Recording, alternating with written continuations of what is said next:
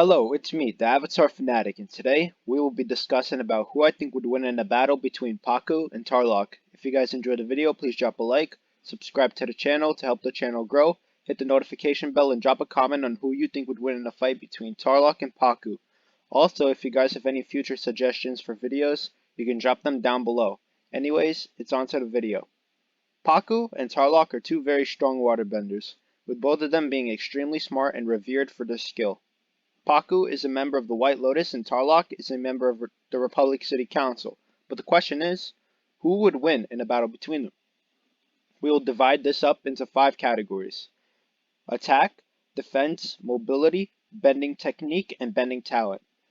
Also, no blood bending will be involved in this battle. Our first category will be mobility. Tarrlok is not that mobile in terms of movement, but had a good reaction time and can do quick attacks in a standing motion. You see him do this when he turns quickly and starts attacking Korra with a slash of water, or when he gets hit and quickly puts himself in a water sphere.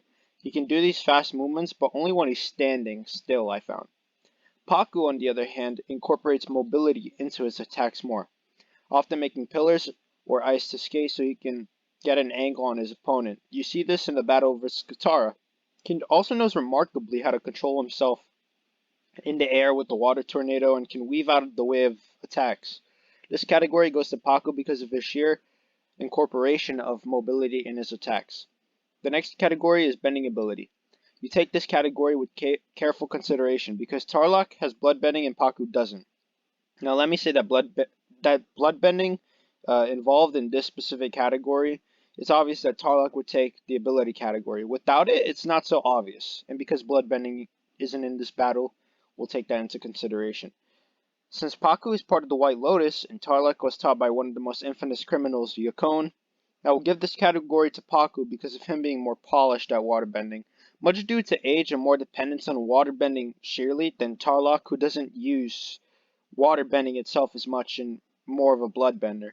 I also seem to find that Pakku has a superior amount of ability in actually using his waterbending because Pakku is part of the White Lotus and trained better, trained by more superior people than Yakone, who's just, a wanted criminal. The next ability is bending power. While Pakku has more bending ability in my opinion, Tarrlok has more power, as he's more of a flat-footed fighter with stronger and more powerful attacks and stances, while Pakku is more of that waterbender who pieces you up with swift attacks. For this reason, Tarrlok takes the bending power category. Speaking of attacks, the fourth category is attacking ability. The category is extremely close as both of them have different styles. Now, Pakku is someone who will piece you up with will and authority if you're not better than him, and he did this to Katara when she was just overmatched, ultimately. I think Pakku's attacks would work extremely well as both Katara in that battle and Tarrlok's style are quite stationary, and Pakku does well against those opponents. Tarrlok, on the other hand, does well against moving targets. You see this against Korra, him using ice shards to counter the moving target, and it worked. And you can possibly see him implementing this against Pakku. In this category, I've taken Pakku very narrowly because of his polished and more coached and fluid waterbending forms, while Tarrlok seems to put a bit more effort into actually getting his attacks off. Both of them actually match up well compared to their defense mechanisms when it comes to attacks, because Pakku is good against a stationary target and Tarrlok is good against a moving target, more so.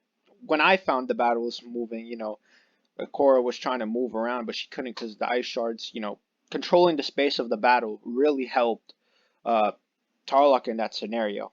The final category is defense. Both are solid, but you just can't compete with the White Lotus member in defense.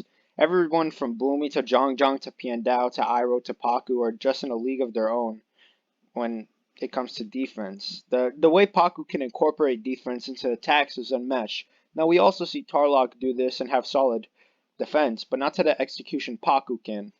For this reason, this category does go to Pakku.